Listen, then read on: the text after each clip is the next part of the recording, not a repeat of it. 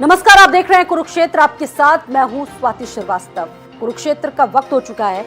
देश में इस वक्त एक अलग तरह की बहस चल रही है और बात हम आज कर रहे हैं स्वामी प्रसाद मौर्य की। दरअसल स्वामी प्रसाद मौर्य इस वक्त प्रदेश भर में चर्चाओं का विषय बन चुके हैं। कभी वो अपने बयानों को देखकर चर्चाओं में आ जाते हैं और इस वक्त चर्चा हम उन पर इसलिए कर रहे हैं क्योंकि कल का जो पूरा घटनाक्रम घटित हुआ, महंत राजू दास पर उन्होंने गंभीर आरोप लगाए, परमहंस पर उन्होंने गंभीर आरोप लगाए। हालांकि उन्होंने भी, इन दोनों लोगों ने भी अपनी तरफ से पलटवार किया।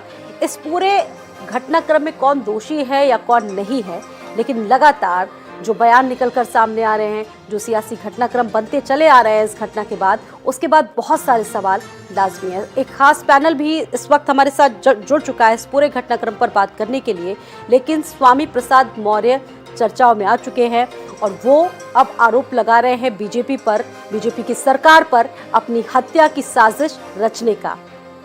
और आज स्वामी प्रसाद मौर्य ने जो भी आरोप लगाए हैं बीजेपी पर, वो बहुत ही ज्यादा गंभीर हैं।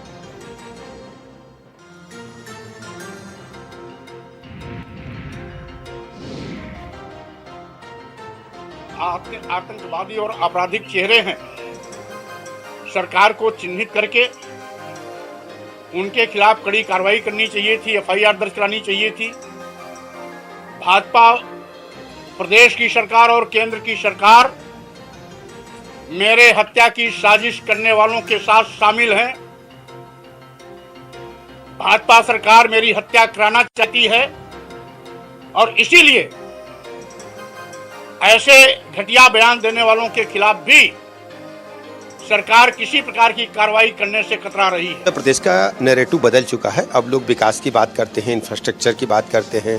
सर्वाधिक एक्सप्रेसवेज वाला स्टेट है, सर्वाधिक ट्रेन लाइनों वाला स्टेट है, सर्वाधिक एयरपोर्ट्स वाला स्टेट है। आर्थिक मोर्चे पर हम नंबर 1 पर आ रहे हैं। विपक्षी दल तरह तरह के कुत्सित प्रयास करके लोगों का ध्यान भटका रहे हैं। जहाँ तक इस मामले का सवाल है, कानून अपना काम करेगा, निष्पक्षता के साथ हम काम करेंगे। ये जो राजनीतिक दल होते हैं, जो बिल्कुल जिनमें इतनी शक्ति होती है कि मुंह नहीं खोल सकता, वो अलग बात है। वरना राजनीतिक दल जो है वो भोले शंकर की बारात की तरह होते हैं। इसमें बहुत अच्छे भी लोग होते हैं और टेढ़े मेढ़े लोग भी होते हैं, तो सबको लेके साथ चलना पड़ता है। कभी कभी सब काम आ जाते हैं। तो स्वामी प्रसाद मौर्य कभी धर्म पर सवाल उठा देते हैं, कभी मानस पर टिप्पणी कर देते हैं, तो कभी सनातन को लेकर बहुत सारे सवाल उठा देते हैं। कुल मिलाकर चारों तरफ से वो कह सकते हैं कि वो एक माहौल बनाने की वो कोशिश कर रहे हैं उत्तर प्रदेश में। हमारे साथ खास मेहमान भी जुड़ चुके हैं इस चर्चा में, पूरा पैनल जुड़ चुका है। परिचय कराते हैं, नंद किशोर मिश्रा जी हैं, राष्ट्रीय अध्यक्ष अखिल भारतीय हिंदू महासभा के, बहुत स्वागत है आपका। शबनम पांडे जी हैं, बीजेपी से जुड़ चुकी हैं, बहुत स्वागत है शबनम जी। और हमारे साथ विवेक पांडे हैं, समाजवादी पार्टी से, बहुत स्वागत है। अभी कुछ ही देर बाद वो हमारे साथ जुड़ेंगे। हमाम वहीद जी हैं, कांग्रेस प्रवक्ता, बहुत स्वागत है। आप सभी का बहुत बहुत स्वागत है इस चर्चा में। शुरुआत करते हैं नंद किशोर मिश्रा जी, आपके साथ इस चर्चा की शुरुआत करते हैं, क्योंकि देखिए देश की अगर पूरी बात करें तो एक अलग ही तरह का माहौल इस वक्त चल रहा है, एक अलग ही तरह की बहस चल रही है। स्वामी प्रसाद मौर्य इन दिनों काफी सुर्खियों में, कभी सनातन को लेकर सवाल उठा देते हैं, कभी दूसरे बयान, और इस बार तो तमाम ऐसी चीजें हुई हैं जो बहुत ही शर्मनाक है। कैसे देखते हैं? यहाँ प्रश्न है कि स्वामी प्रसाद मौर्य जो कर रहे हैं वह समाज में उद्वेग पैदा करने का प्रयास कर रहे हैं। रामचरितमानस का जो प्रश्न आया कि शूद्र गंवार ढोल पशु नारी, तो यहाँ अजय तिवारी नामक एक भारतीय रेवेन्यू सर्विस के रिटायर अधिकारी जो कि जबलपुर में रहते हैं, उनके परंपरागत परिवार में हस्तलिखित 1800 कुछ का रामचरितमानस है, जिसमें शूद्र नहीं है, शूद्र है। और गोस्वामी जी ने आगे भी कहा है, क्षुद्र नदी भरी चली तो राई, जस फोरे धर खली तराई। तो प्रश्न है, अब रह गया कि स्वामी प्रसाद मौर्य रामचरितमानस पर ही उंगली नहीं उठा रहे हैं, या भारत की सांस्कृतिक चेतना को पर आघात पहुंचा रहे हैं। यहाँ जन्म ना जाए थे शूद्र संस्कारात का प्रश्न है। लेकिन यह किशोर चिंतन जी, है, मानस इसी की जो चिंतन- लड़ाई यही है, चिंतन मान्य है। रामचरितमानस पर जो उन्होंने उस पूरी चौपाई को विवादित अंश बताया था, लेकिन मानस की लड़ाई तो अब सिर्फ कलम करने पर आ चुकी है। सिर कालम करने की जो बात है वह जो है सो टोटली जो है गलत है। महंत राजू दास ने भी कह दिया कि मैं आक्रोश में, क्योंकि रामचरितमानस पर मर्यादा पुरुषोत्तम भगवान श्री राम पर आघात पहुंचने से संत समाज आक्रोशित हो गया है। और कल जो महंत राजू दास के साथ स्वामी प्रसाद मौर्य के लोगों ने, स्वामी प्रसाद मौर्य ने किया है, वह अति निंदनीय है। इससे जो है भारतवर्ष का जो संत परंपरा है काफी चिंतित है।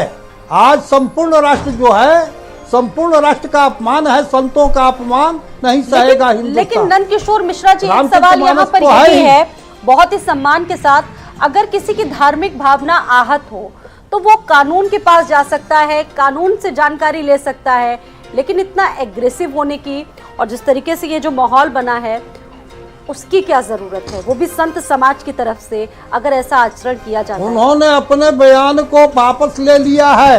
उन्होंने कहा क्रिया उद्वेग में, जब व्यक्ति क्रोध में होता है तो विवेक समाप्त हो जाता है। तो अब वो शांत हैं और उन्होंने अपनी बातों का समर्थन नहीं किया है, वापस लिया है महंत राजूदास ने। जी बिल्कुल, पहले भी आपके चैनल पर मैंने कहा था कि संत इस प्रकार, संत हृदय नवनीत समाना, संत का हृदय तो मक्खन की तरह होता है। ठीक है। और लोग भी हमारे साथ जुड़ चुके हैं इस चर्चा में। विवेक पांडे जुड़ चुके हैं समाजवादी पार्टी से, बहुत स्वागत है विवेक पांडे जी। चलिए आप ही से शुरुआत करते हैं। देखिए, स्वामी प्रसाद मौर्य इन दिनों काफी सुर्खियों में हैं। कभी वो मानस पर विवादित टिप्पणी कर देते हैं और अब तो वो बीजेपी पर गंभीर आरोप लगा रहे हैं कि बीजेपी की सरकार मेरी हत्या करवाना चाहती है। बहुत सारे आरोप उन्होंने लगाया और उनके जो आरोप है बहुत गंभीर हैं। देखिए स्वाति, पहले तो पूरे मंच पे सभी प्रणाम करता हूं, अनुमोदन के साथ अपनी बातों को अभिव्यक्त रखने की अनुमति चाहूंगा। देखिए, स्वामी प्रसाद मौर्य जी का जो प्रकरण है, आपको समझना पड़ेगा इसको कौन दे रहा है और जिस प्रकार से इसमें लोगों की संलिप्तता सामने आ रही है। जी, शुरुआत तो उन्होंने की और तूल वो खुद ही तो दे रहे हैं ना। मैं बता रहा हूँ, मेरी बात आ जाए। मैं चाहूंगा कि मुझे नॉन इंटरप्ट एक बार मुझे बोलने दिया जाए। देखिए, स्वामी प्रसाद मौर्य ने जब रामचरितमानस का मुद्दा उठाया तो सबसे पहले आक्रोश भड़का भाजपा के लोगों का। भाजपा के लोग टिप्पणियां करने लगे, डिबेट करने लगे, सोशल मीडिया पे सक्रिय हो गए। लेकिन आपको समझना पड़ेगा, स्वामी प्रसाद मौर्य को बचा कौन रहा है? भाजपा की सांसद जो उनकी बेटी है, तो भाजपा ही इस मुद्दे को तूल देकर के भाजपा ही डिफेंड भी करने की कोशिश कर रही है। सबसे बड़ी बात, पहली बात मेरी है। दूसरी बात, पार्टी की तरफ से, समाजवादी पार्टी की तरफ से, राष्ट्रीय अध्यक्ष की तरफ से स्पष्ट निर्देश है कि जातिगत जनगणना को छोड़ करके उसके अलावा स्वामी प्रसाद मौर्य जी जो भी वक्तव्य दे रहे हैं, अगर रामचरितमानस से जुड़ा हो चाहे किसी भी धर्म ग्रंथ से जुड़ा, वो उनका व्यक्तिगत मत है। इस पर हमारे पार्टी के कई नेता सामने आ करके इस पर बाकायदा आपत्ति भी दर्ज करा चुके हैं। बयान जी, आप ये बात मान क्यों नहीं ले रहे हैं कि स्वामी प्रसाद मौर्य के इस बयान के बाद आपकी समाजवादी पार्टी की किरकिरी हो रही है और कहीं ना कहीं किनारा आप लोग खुद करना चाहते हैं? और आज तो रामगोपाल यादव ने भी कह दिया है कि राजनीति में कुछ ऐसे लोग भी होते हैं जो शंकर जी की बारात की तरह होते हैं, ऐसे टेढ़े मेढ़े लोगों को भी साथ लेकर चलना पड़ता है। स्वाति, मैं आपको चाहूंगा, मुझे रोकिएगा नहीं। आ रही हूँ बहन जी, आ रही हूँ। ये जैसा 9 फरवरी को भाजपा के पूर्व सांसद सालखन मुर्मू ने प्रेस कॉन्फ्रेंस में कहा था कि पारसनाथ शिखर से जैन मंदिरों को अयोध्या की बाबरी की तरह ध्वस्त किया जाएगा, ये बिल्कुल वैसा बयान है जैसे कल कानपुर में घटना घटी ब्राह्मण परिवार के साथ। पाठक जी, ब्रजेश पाठक जो डिप्टी सीएम है, वो फोन पे संवेदनाएं व्यक्त कर रहे थे और 12 जिला पंचायत सदस्य कृष्णा गौतम, राज्य मंत्री प्रतिभा शुक्ला के साथ खड़ी होकर के ब्राह्मण महासभा के अध्यक्ष दुर्गेश वरी त्रिपाठी को चप्पलों से पिटवा के अपमानित कर रही थी, ब्राह्मण समाज को गालियां दे रही थी। बिल्कुल वैसा ही बयान है ये, इसको बाकायदा इसी तरह देखिए, क्योंकि जिस तरीके से संतों को आतंकवादी बता देते हैं स्वामी प्रसाद मौर्य। देखिए, मैं आपको, अगर आप संतों की बात करेंगी तो बड़े शिष्टाचार के साथ एक बात रखूंगा इस पूरे मंच में उपस्थित पैनलिस्ट के सामने। इस देश में जब आदिदेव जगत गुरु शंकराचार्य, 2 पीठों के शंकराचार्य देश में राम मंदिर आंदोलन को खड़ा करने वाले ब्रह्मलीन स्वरूपानंद सरस्वती, आचार्य स्वरूपानंद सरस्वती जी का जब निधन होता है, इस देश में कोई राष्ट्रीय शोक घोषित नहीं होता है और ना ही कोई राजकीय शोक मध्य प्रदेश को छोड़ के घोषित होता है। लेकिन जब ब्रिटेन की महारानी मरती है, जापान का प्रधानमंत्री मरता है, खाड़ी देश का राजा मरता है, तो इस देश में राष्ट्रीय शोक की घोषणा की जाती है। आप अपने नेता स्वामी प्रसाद मौर्य पर बोलिए। शबनम जी, आपको भी मैं इस चर्चा में ला रही हूँ। शबनम जी, ये पूरा घटनाक्रम स्वामी प्रसाद मौर्य ने आज गंभीर आरोप लगाए हैं बीजेपी पर, आपकी पार्टी पर, सरकार पर कि हत्या करवाना चाहती है, सुपारी दी जा रही है मेरी हत्या की। देखिए, सबसे पहले बता दूं कि स्वामी प्रसाद मौर्य वो हैं जो रामचरितमानस पे आपत्तिजनक बयान देने के बाद सपा के राष्ट्रीय महासचिव बना दिए जाते हैं।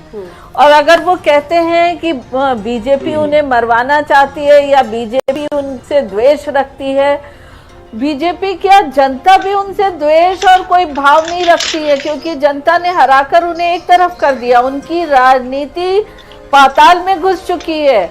अब वो अपनी राजनीति को चलाने के लिए तरह तरह के बयान, तरह तरह के हथकंडे अपना रहे हैं, और उस तरह तरह के बयान और हथकंडे में दुखद है कि वो सनातन धर्मियों को आहत कर रहे हैं, वो हिंदुओं को बांट रहे हैं, वो तरह तरह के पैतरे कर रहे हैं, वो बीजेपी पे आरोप लगा रहे हैं। और उस बीजेपी पे जो महिलाओं का सम्मान करती है, जो दलित और पिछड़ों का सम्मान करती है, उनकी खुद की बेटी महिला है, उनकी खुद की बेटी हमारी पार्टी में है और ना कि वो सपा में है, ये सब सोचे बगैर वो अपना मानसिक संतुलन खोकर इस तरह का बयान दे रहे हैं।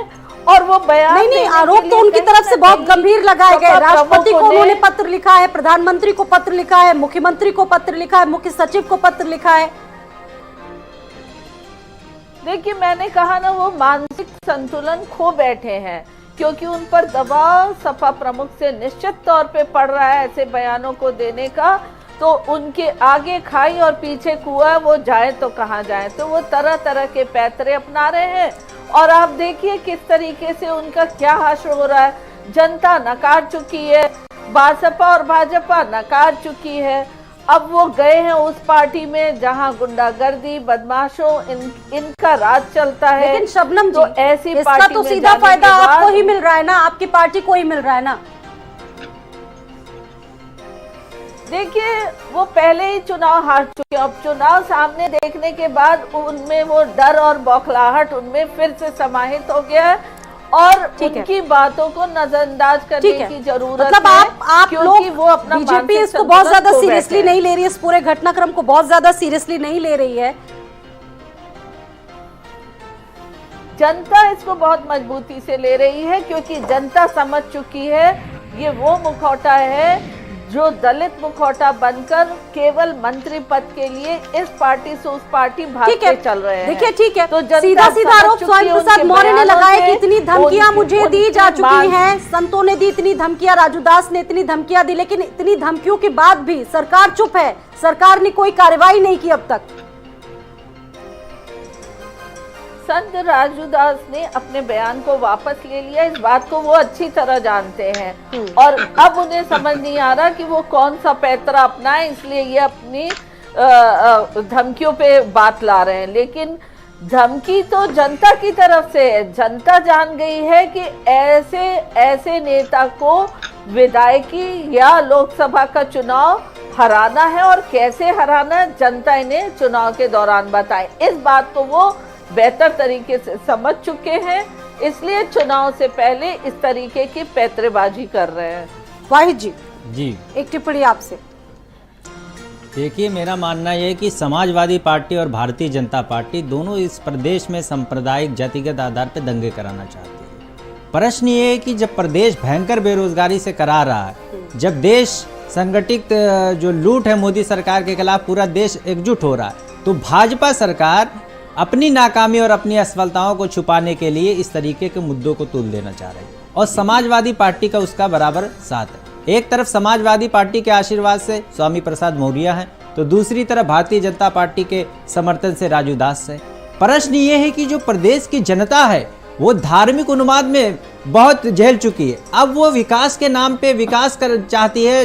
देश की जो जनता है, प्रदेश का जो युवा है, वो रोजगार चाहता है। भयंकर महंगाई से जो देश की जनता करा रही है, उससे निजात चाहती है। इसलिए जो धार्मिक उन्माद फैलाने वाले लोग हैं वो नाकाम होंगे। कांग्रेस पार्टी जनहित के मुद्दों में विश्वास रखती है। हम रोजगार की बात करेंगे, विकास की बात करेंगे, उत्तर प्रदेश की खुशहाली की बात करेंगे। जो लोग इसको धर्म जाति के आधार पे इस तरीके की मुद्दे को तूल देना चाहते हैं, वो इस देश की तरक्की और इस प्रदेश की तरक्की नहीं चाहते। कांग्रेस पार्टी खामोश बैठने वाली है। सपा और भाजपा एक ही सिक्के के दो पहलू, इसीलिए एक तरफ से इधर से बयान आता है, फिर इधर से बयान आता है, दोनों प्रायोजित बयान है। इसलिए कांग्रेस पार्टी का यह मानना है कि विकास की बात होनी चाहिए, उत्तर प्रदेश की खुशहाली की बात होनी चाहिए और उत्तर प्रदेश के नौजवानों की रोजगार की बात होनी चाहिए। जो सरकार ने वादे किए थे, 2 करोड़ रोजगार देने की, उस पे बात होनी चाहिए। ठीक है, कांग्रेस इसको अलग लिहाज से देखती है।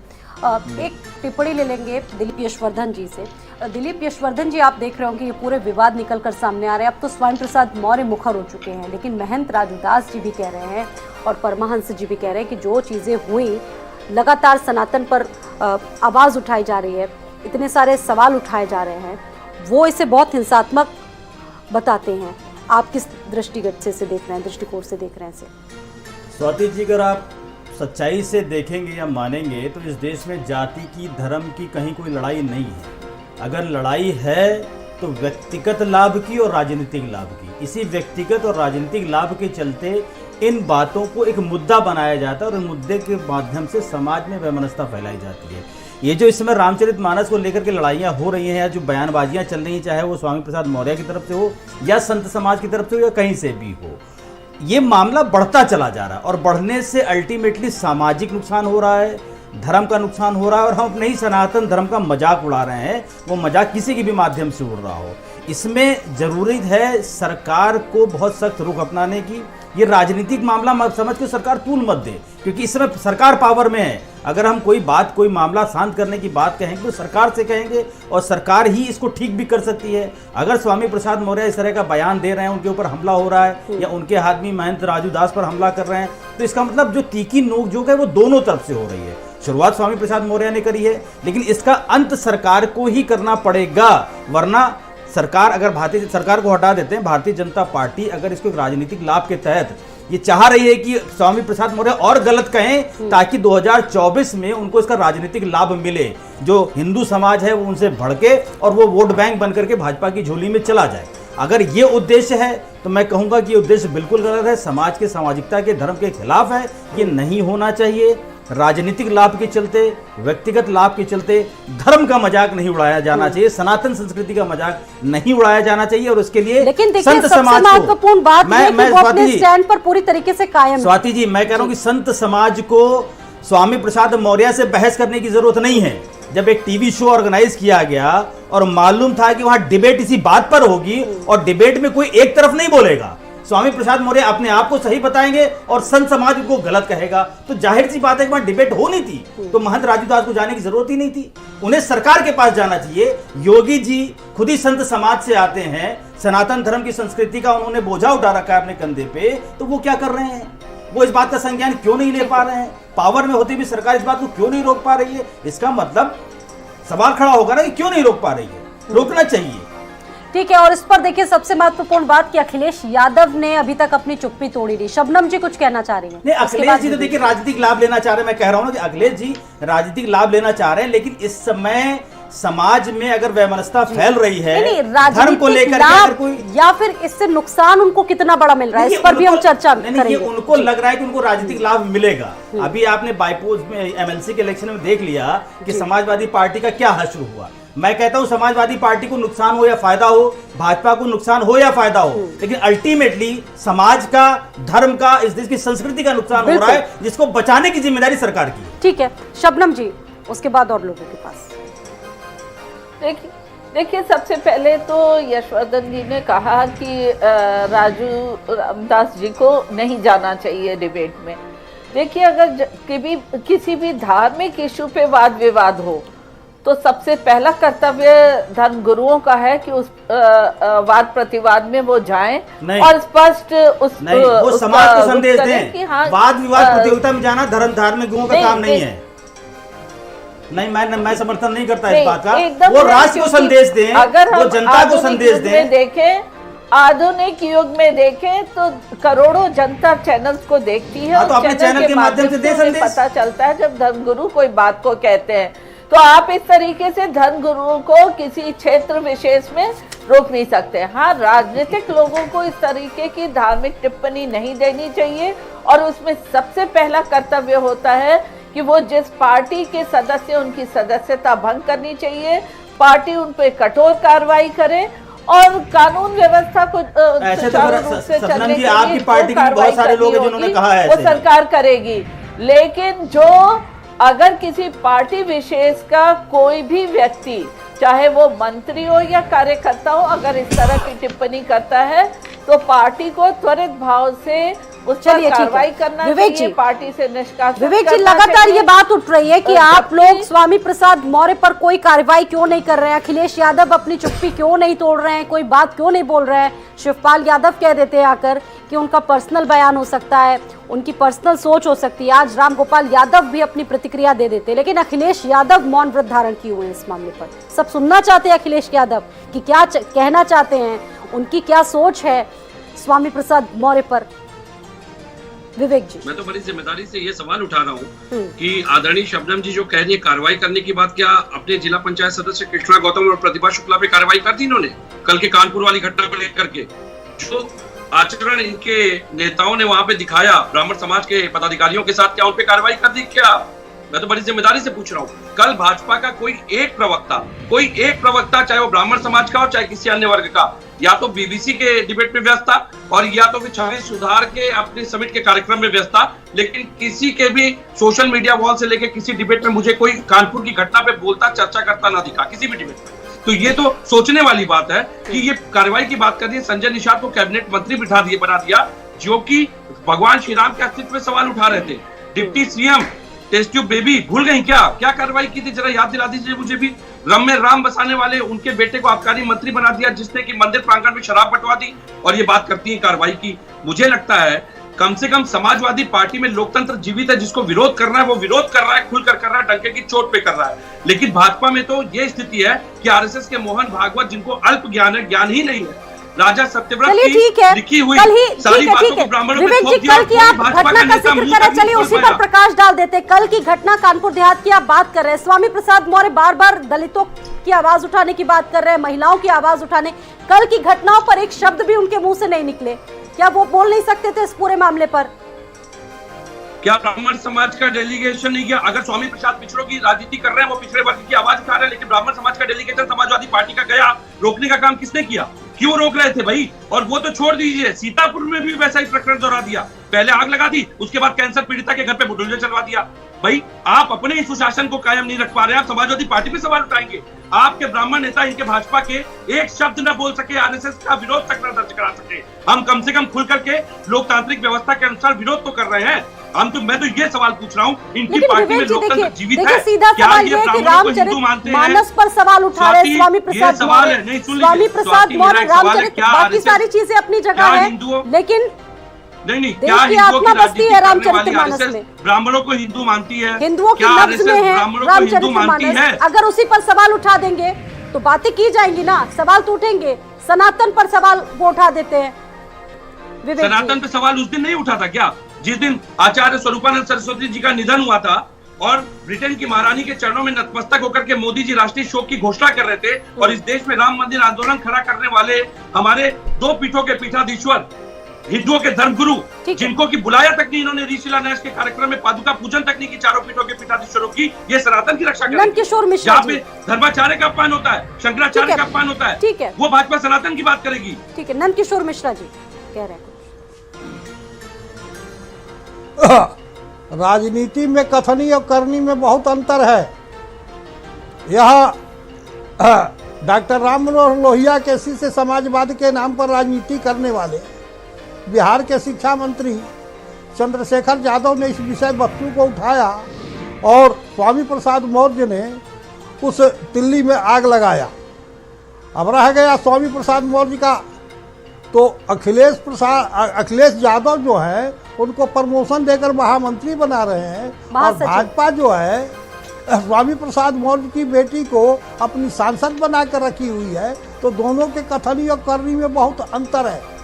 यहाँ प्रश्न है कि सनातन पर जो अटैक हो रहा है, इस अटैक को कैसे रोका जाए। ब्राह्मणों पर अटैक हो रहा है, सनातन पर अटैक हो रहा है, हिंदू धर्म पर अटैक हो रहा है। तो जो अटैक हो रहा है इसको कैसे रोका जाएगा, रोकने का क्या रास्ता है, यह सरकारों को निश्चित करना पड़ेगा। रघुवंश महाकाव्य में पहले तो ये महाकवि कालिदास कहते हैं कि ससावृत्यापि विना दवाग्नि राशित विशेषा फल पुष्प सत्वे सबधिको बबाधे तस्मिन् वनम गोपतरिगा माने। जब शासन निष्पक्ष होगा, धर्म पूर्वक शासन होगा, तो चारों तरफ शांति होगी। महाराज दिलीप जो है नंदनी को लेकर जंगल में प्रवेश करते हैं। वर्षा ऋतु नहीं है लेकिन जंगल की अग्नि शांत हो जाती है। वसंत ऋतु नहीं है लेकिन पेड़ पौधों में फल पुष्प लग जाता है, और हिंसक जंतु अपने हिंसक प्रवृत्ति का परित्याग करते हैं और सब सौहार्द पूर्वक रहते हैं। हमारे दादा गुरु स्वामी कृपात्री जी महाराज कहा करते थे कि शासन का तात्पर्य है कि एक घाट पर बिल्ली और चूहा रहे, निवास करे, पानी पिए, खाए, खेले, कूदे, यह शासन का है। अभी शासन जो है सो निष्पक्ष नहीं है, इसीलिए निरंतर अनेक प्रकार की घटनाएं घटित हो रही हैं। इसको ठीक करने के लिए सभी राजनीतिक पार्टियों को अपने उद्देश्य समता को बनाना है, सौहार्द को बनाना है और निष्पक्ष न्याय करना है। ठीक है शबनम जी, कहा तो ये भी जा रहा है कि सरकार ऐसी घटनाओं को अपनी मौन स्वीकृति दे देती है। देखिए, अभी जब मैंने प्रश्न किया कि पार्टी से निष्कासित क्यों नहीं किया गया, तो प्रश्न के बदले में प्रश्न ही मिला। प्रश्न के बदले में उत्तर होना चाहिए था कि वो कब निष्कासित कर रहे हैं।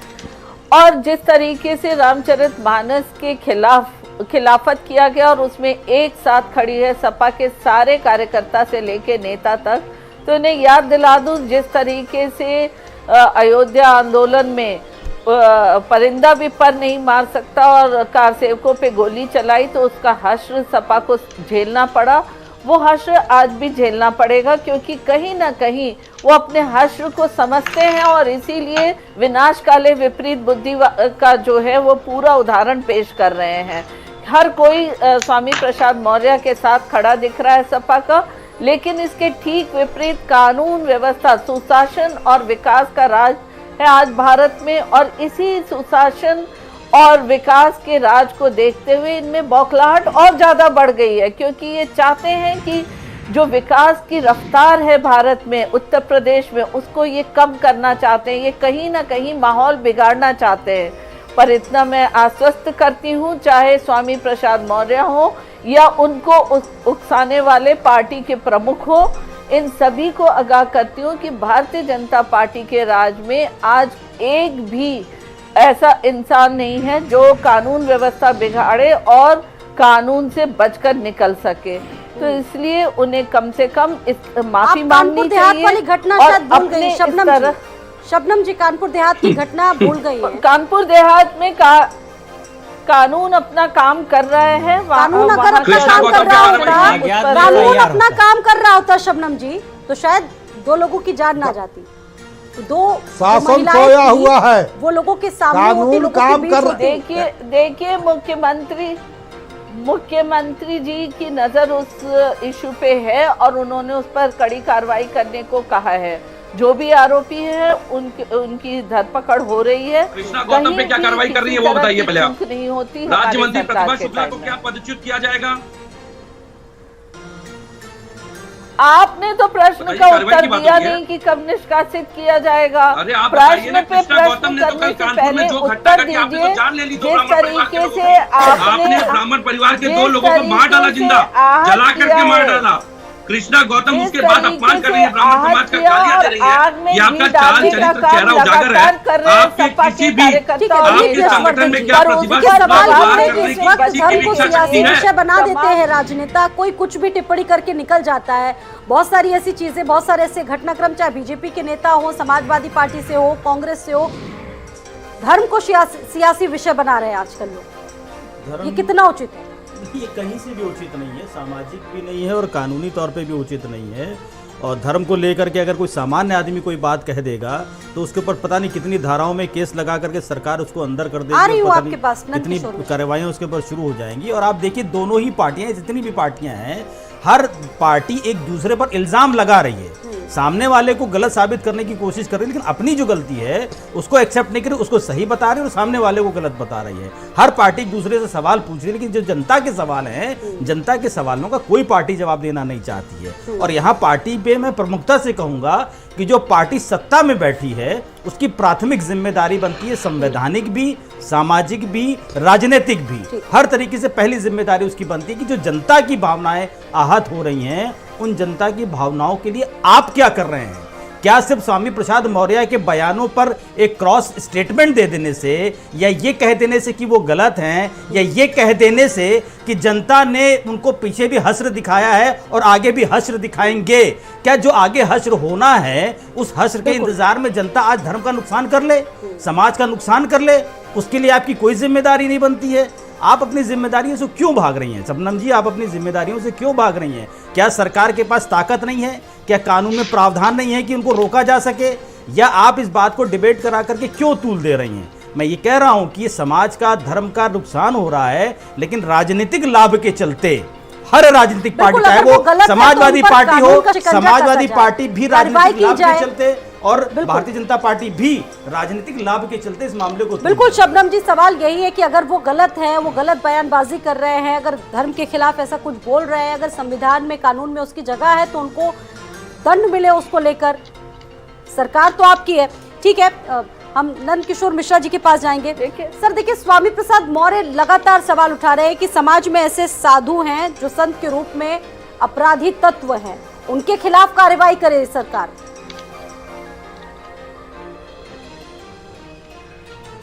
देखिए, यहाँ सबसे बड़ा प्रश्न है कि शासन को निष्पक्ष होना चाहिए। शासन यहाँ निष्पक्ष नहीं है। जवाब आ जाता है शासन की तरफ से कि कानून काम कर रहा है। अरे भाई, शासन किस लिए? जनता ने आपको बहुमत देकर बैठाया है और माननीय मुख्यमंत्री योगी आदित्यनाथ जी ने कहा कि गाय और ब्राह्मणों की रक्षा होनी चाहिए और ब्राह्मण पीड़ित हो रहे हैं, ब्राह्मण पीड़ित हो रहे हैं, समाज पीड़ित हो रहा है। समाज की बात, राजनैतिक संगठन में कार्य करते हैं, यहाँ जाति तोड़ो और सबसे नाता जोड़ो, इस सिद्धांत, दर्शन और चिंतन को मानने वाले हम लोग हैं। बहस कर रहे हैं तो यहाँ पर ऊंच नीच, जाति, धर्म। महर्षि महेश योगी जाति से ब्राह्मण अरे जाति तो जन्मना जायते शूद्र, जन्म से सभी शूद्र हैं। संस्कारादि उच्यते, संस्कार से निजत्व की प्राप्ति होती है। तो फिर यहाँ जाति का प्रश्न कहाँ है? और स्वतंत्र वीर सावरकर, अखिल भारतीय हिंदू महासभा, जाति तोड़ो और सबसे नाता जोड़ो। डॉक्टर अंबेडकर का भी यही चिंतन है, डॉक्टर राम मनोहर लोहिया का भी यही चिंतन है। इस चिंतन को आगे क्यों नहीं बढ़ाया जा रहा है? ठीक है, विवेक जी अपनी बात कंप्लीट कीजिए। स्वाति, आपको याद होगा इस देश के इतिहास में सबसे पहले जाति की राजनीति किसने शुरू की? वर्तमान कार्यकाल में 21वीं शताब्दी में मोदी जी जब मंच से खड़े होकर के चुनाव के समय अपनी जाति बता रहे थे और जब जय श्री राम के नारे लगवा रहे थे, तो जाति और नारों की राजनीति तो इन्होंने शुरू ही की है। और सबसे बड़ी बात है, आज कई छोटे छोटे संगठन, छोटे छोटे दल उसी पार्टी को अपनाकर स्वयं को स्थापित करने के लिए उसी कवायद में लग गए। अब सबसे बड़ी बात है, भाजपा के लिए असहज स्थिति का निर्माण हो रहा है, माहौल का निर्माण हो रहा है, जिसमें वो स्वयं नियंत्रण नहीं कर पा रहे हैं ऐसे लोगों को। और उससे बड़ी बात मैं कहता हूं कि ये आरएसएस का विरोध नहीं कर सकते। भाजपा में इनकी हालत ये है, इन नेताओं की भाजपा के, कि ये बोलने तक का अधिकार नहीं रहते। एक सांसद ने बोलने का प्रयास किया था, उसका चरित्र हनन, स्वाभिमान का हनन, आत्मसम्मान का हनन करके उनका मुंह बंद कराने का काम किया भाजपा ने। तो मैं तो बड़ी जिम्मेदारी से कह रहा हूं कि स्वामी प्रसाद के बयान का विरोध खुल करके दर्ज कराया जा रहा है समाजवादी पार्टी में। ठीक है, आप मानते हैं कि उन्होंने गलत बयानबाजी की, रामचरितमानस पर सवाल उठाए जो नहीं उठाने चाहिए थे, क्योंकि आप ही की पार्टी के बहुत सारे ऐसे नेता हैं जो उनके खिलाफ आ गए, मुखर आ गए, शिव प्रताप शुक्ला आ चुके हैं, बहुत सारे ऐसे नेता हैं जो उनके पक्ष में नहीं है। आप मानते हैं कि उन्होंने गलत बयानबाजी की? मैं आपके मन से खुल करके एक बात स्पष्ट कर देना चाहता हूं कि पार्टी ने उन्हें केवल जातिगत जनगणना पे सक्रिय होने के लिए कहा है, उसके अलावा वो कोई बयान देते हैं वो उनका व्यक्तिगत बयान होगा। हाँ। और पार्टी में खास करके जो समाजवादी कार्यकर्ता होगा अगर वो इन बयानों का समर्थन नहीं करेगा, तो शायद एक अलग संदेश जाता और इतनी मैं तो संदेश दे रहा हूँ, आप लीजिए ना जी, मैं तो संदेश दे रहा हूँ, पार्टी लाइन को तोड़ना। जी विवेक जी, नहीं, मैं तो बड़ी जिम्मेदारी से कह रहा हूँ कि उनके बयान का तो हम खुल करके विरोध कर रहे हैं। उनके बयान से कई लोग असहमत हैं, समाजवादी खास करके जो है वो यानी मजबूरी बन चुकी है उनको साथ लेकर चलना। विवेक जी, आज तो रामगोपाल यादव ने भी कह दिया पार्टी लाइन के विपरीत चलना अनुशासनहीनता है कि नहीं? और क्यों नहीं खोल रहे हैं? तो मान लीजिए मैं धर्मगुरु की बात से सहमत हूँ कि पार्टी लाइन के विरुद्ध चलना बिल्कुल अनुशासनहीनता है, लेकिन सवाल यह है कि कल जैसे यहाँ तो बयान की बात हो रही है, हाँ। लेकिन जिस ग्रंथ को लेकर के बवाल हो रहा है उसके पात्र के ऊपर, भगवान श्री राम के ऊपर जब सवाल उठा, उनके अस्तित्व पे सवाल उठाने वाले को तो इन्होंने कैबिनेट मंत्री बना रखा है। अरे जब प्रत्यक्षम किम प्रमाणम आ गया, आजाद तिवारी भगवान श्री राम के अस्तित्व जो जबलपुर में है, उनके पास जो रामचरितमानस है 18वीं शताब्दी का है और हस्तलिखित है, मैं शिष्टाचार से पूछ रहा हूँ, लीजिए मेरी बात आ जाए, शब्द है तो शूद्र को लेकर डंका क्यों बजा रहे? प्रत्यक्षम किम प्रमाणम, प्रत्यक्ष में प्रमाण की क्या आवश्यकता है? मैं तो आपको बड़ी जिम्मेदारी से आपसे ये पूछ रहा हूँ, ये तो ग्रंथ की बात है, ग्रंथ लिखा गया उस किरदार के ऊपर, जिस किरदार को उन्होंने संजय निषाद ने नकार दिया, उन्होंने भगवान श्री राम के अस्तित्व पे सवाल उठा दिया, उसको तो इन्होंने कैबिनेट मंत्री बना रखा है, उसका विरोध कीजिए। तो आपने भी तो इनाम दे दिया स्वामी प्रसाद मौर्य को, उनको भी तो महासचिव बना दिया पार्टी का, आप भी तो वैसे ही है ना। मैं आपको स्पष्ट बता दूं, सुन लीजिए, कल जिस तरीके से ब्रिजेश पाठक बैठ करके संवेदना दे रहे थे और कृष्णा गौतम और प्रतिभा शुक्ला खड़े होकर के अपमानित कर रही थी, चप्पलों से पिटवा रही थी, ये बिल्कुल वैसा ही बयान है। भाजपा ने कोई कार्रवाई नहीं की, जबकि 2 लोग की जान चली गई है। 2 लोग की हत्या करने वाली भाजपा ब्राह्मणों को अपमानित करने वाली आरएसएस के साथ खड़ी है और उसका अच्छा ये बताइए कि ठीक है उनकी पार्टी के नेता ऐसे, ठीक है, आप इनके खिलाफ क्या कार्रवाई करेंगे? देखिए, मैं बड़ी जिम्मेदारी से आपको फिर कह दूं, हमारे पार्टी लाइन के विरुद्ध तो इन्होंने जा करके कोई भी बयान दिया है तो पार्टी में खुल करके उसका विरोध हो रहा है, जिससे स्पष्ट है पार्टी में लोकतंत्र जीवित है। मैं तो पूछ रहा हूँ, विरोध करने से क्या क्षति की पूर्ति हो जाती है दिलीप यशवर्धन जी? मैं तो पूछ रहा हूँ, कल की घटना में भाजपा का कोई नेता मुंह तक नहीं खोल रहा है और लगातार देखिए वो अपने स्टैंड पर वो कायम हैं, वो पीछे नहीं हटना चाहते। अब तो सीधे सीधे उन्होंने सरकार को ले लिया अपने निशाने पर, कह रहे कि सरकार मेरी हत्या करवाना चाहती है। दिलीप यशवर्धन जी, उसके बाद हमाम भाई जी। सिंबॉलिक विरोध जिसको कहा जाता है कि हाँ भाई नाम मात्र का विरोध, जो ताकि जनता में एक संदेश जाए या हम बैठ करके ये बात कह पाएं, इसको विरोध करना नहीं कहा जाता, या इसको हम डेमोक्रेसी का नाम भी नहीं दे सकते कि अगर कोई गलत कह रहा है तो हम उसको गलत कहने दें, हम उसका विरोध कर रहे हैं और हम अपनी बात कह रहे हैं, ये डेमोक्रेसी नहीं है। डेमोक्रेसी में गलत को गलत कहना भी डेमोक्रेसी ही है। अगर कोई हमारे भोजपुरी में कहावत कही जाती है, नाचे कूदे तूरे तान ताकत दुखिया दुनिया राखे मान, वही कर रहे हैं स्वामी प्रसाद मौर्य। मैं महाराज जी आपसे भी निवेदन करूंगा, तूरे तान महाराज जी दुनिया राखे मान। महाराज जी मैं आपसे भी निवेदन करूंगा कि जो धर्म की असली व्याख्या है, इस धर्म की असली व्याख्या आप समाज तक पहुंचाइए ना। क्यों जातिगत चीजों को बढ़ावा दे रखा है? आप भी बताइए ना कि जाति नाम की कोई चीज नहीं है, ठाकुर ब्राह्मण बनिए जाति पर नहीं है, ये कर्मगत है। ये संदेश आप लोग कहाँ देते हैं? बताइए ना, रामचरितमानस असली मतलब क्या है, गीता में क्या कहा गया है? जाति नहीं है इस देश में। आप कहिए ना कि भारत के संविधान में भी जाति नहीं है और भारत के धर्म में भी जाति नहीं है। धर्म बताने का काम धर्म गुरुओं का है ना, लेकिन आप भी तो अपनी जिम्मेदारी पूरी नहीं करते हैं। आप यहाँ बैठ करके ज्ञान दे रहे हैं, माफी के साथ कह रहा हूँ, आप यहाँ बैठ के ज्ञान दे रहे हैं, लेकिन जब आपको ज्ञान देने की जरूरत होती है तब आप लोग ज्ञान नहीं देते हैं। आप सही संदेश समाज में पहुंचाइए। आप विरोध करिए इस बात का कि ब्राह्मण, क्षत्रिय, शूद्र, वैश्य, इसका इस्तेमाल नहीं होना चाहिए किसी भी चीज में। क्यों नहीं आप धर्म की असली व्याख्या बताते हैं? क्यों नहीं बताते कि ये कर्मगत नहीं है, ये कर्मगत जातिगत नहीं है? दिन रात करते हैं। कहाँ करते हैं? कहाँ करते हैं? कौन से चैनल पे आता है बताइए ना? कौन से चैनल पे आता है? कौन से चैनल पे आता है? चाइना मैं कह तो रहा हूँ, चाइना महर्षि पर महेश प्रायोजित योगी, है। महर्षि और महेश टिप्पणी- योगी जात के ब्राह्मण नहीं थे, कर्म के ब्राह्मण थे, जाति के कायस थे। अगर जाति की बात करी जाए तो जी स्वाति जी, हाँ। स्वाति जी, मेरा कहना है कि भाजपा जो अभी भारतीय जनता महर्षि पार्टी महेश है वो योगी नफरत और स्वामी विभाजन की प्रसाद राजनीति जी में महाराज का विश्वास रखती है, संदर्भ नहीं धर्म और जाति यहाँ की राजनीति में संदर्भ है विश्वास रखती है। स्वामी प्रसाद मौर्य और सनातन पर निरंतर प्रहार।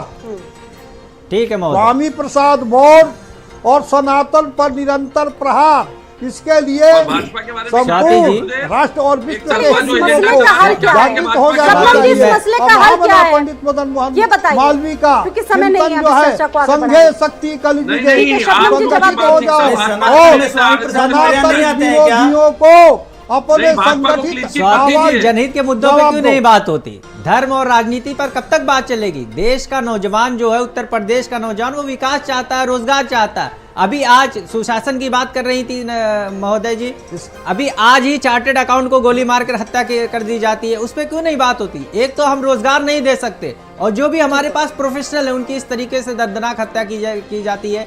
कब तक इस प्रदेश की जनता को धर्म के नाम पे, जाति के नाम पर, धर्म के नाम पे, जाति के नाम पे जकड़े रखेंगे? दरअसल भारतीय जनता पार्टी और समाजवादी पार्टी दोनों लोग किसी भी धर्म का गुरु, मुसलमानों की बात भी मैं करूंगा, सबकी बात करूंगा, किसी धर्म का गुरु धर्म का वाली बात अपने लोगों को सही नहीं बताता। बिल्कुल बरगलाते ज्यादा है। बहुत शुक्रिया आप सभी का हमारे साथ इस चर्चा में शामिल होने के लिए। आप सभी का